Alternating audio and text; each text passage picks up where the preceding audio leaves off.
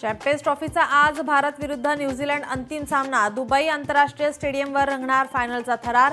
25 वर्षांनी भारत न्यूझीलंड फायनलमध्ये आमने सामने।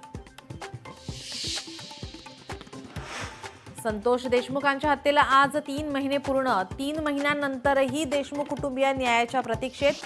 हत्येला 90 दिवस उलटूनही आरोपी कृष्णा आंधळे फरार।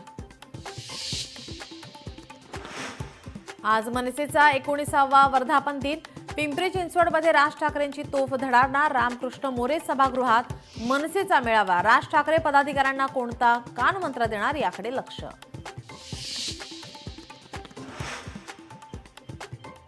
ठाकरेंच्या शिवसेनेचा आज मुंबईत निर्धार मेळावा। मुंबई पालिका निवडणुकांच्या पार्श्वभूमीवर मेळाव्याला महत्त्व।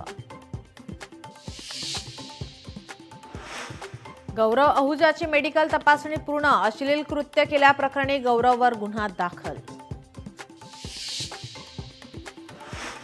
सायली कबाडीची आत्महत्या की हत्या?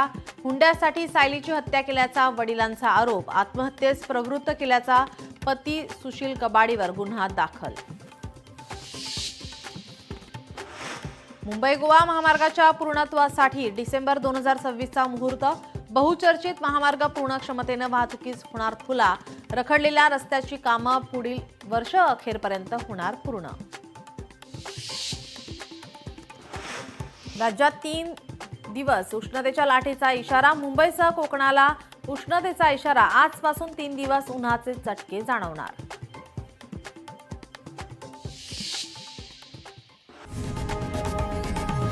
लोकशाही मराठी ऐका, पहा, जागरूक रहा।